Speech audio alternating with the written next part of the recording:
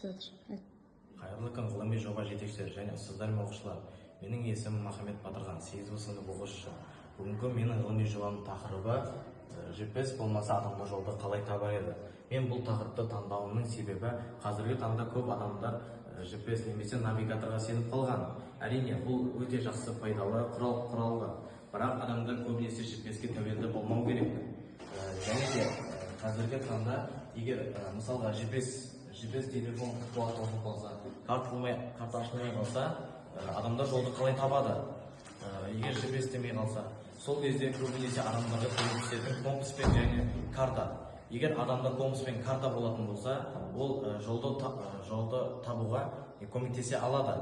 Сонымен қатар ежелгі адамдарда интернетте болмаған, навигаторда және GPS-те болмаған. Олар теңіздің толқындарымен, өзеннің ағысымен және күн сәулелерімен түсінген. Күн сәулесі айтатын болса, күн шығыстан шығады және батыстан батады. Олар осылайша шығыс пен батыстың шамалай алған еді. Және де сонымен қатар мен мысал келтіретін болсам, мысалға таяқты күнге қоятын болсам, оның бір белгісі шығады. Көлеңкенің бір белгісіне бір тасты қоямыз. Және де бірнеше уақыт өткеннен кейін бұл көлеңке жылжиды. Және де сол жерге екінші белгіні қойған кезде біз осы батыс пен шығысты шамалай аламыз. Және де мен осы зерттеу барысында екі негізгі бөлімнен және бір практикалық жұмыс құрдым. Бірінші бөлімінде адамдарда GPS болмаған жағдайда жолды қалай тапқанын айтып беремін. Бұрынғы адамдарда олар жұлдыздармен және күн сәулелерімен тапқан еді. Және де қазіргі таңда көп адамдар, ересек пен оқушылар навигаторға сеніп қалған. Және де мен қазіргі таңда адамдар сеніп қалғандықтан олар ғимараттарға немесе көшелерге мән бермейді. Және де көшелерге мән бермейді. Ал бұрынғы адамдар болса өздерінің өткен жерлерінің бәрін біліп жүрген. Ал екінші негізгі бөлімді айтатын болсам, ол жерде GPS-ке тәуелді болудың қаупі. Егер адам GPS-ке тәуелді болып қалатын болса, ол өзі барған жолдарды таппайды. Тек қана навигатормен көрсеткен жолдарды және экранның бетінде үнеліп қалады.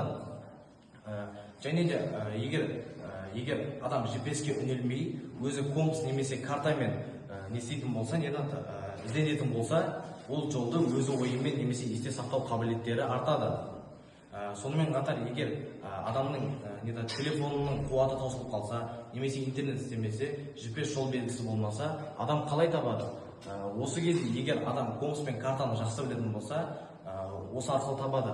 Ал егер ешқандай құрал болмайтын болса, күн сәулесі немесе көлеңкелермен табуға болады. Және де жұлдыздар туралы айтып беретін болсақ, темір қазық жұлдызы. Яғни темір қазық жұлдызы дегеніміз солтүстік аймақты көрсететін жұлдыз. Егер оны түнде кездестірген адам темір қазық жұлдызын кездестіретін болса, ол солтүстік қаяқта екенін біле алады. Кезінде бұны теңізшілер мен саяхатшылар жиі қолданған. Қорытындылай келе, GPS адамға өмірін жеңілдете алады. Бірақ егер оған көп тәуелді болатын болсан, сен айналаңға мән бермей, тек қана навигатордың күшіне сеніп қаласың. Сондықтан компас пен картаны оқып біліп жүру керек. Назарларыңызға рахмет.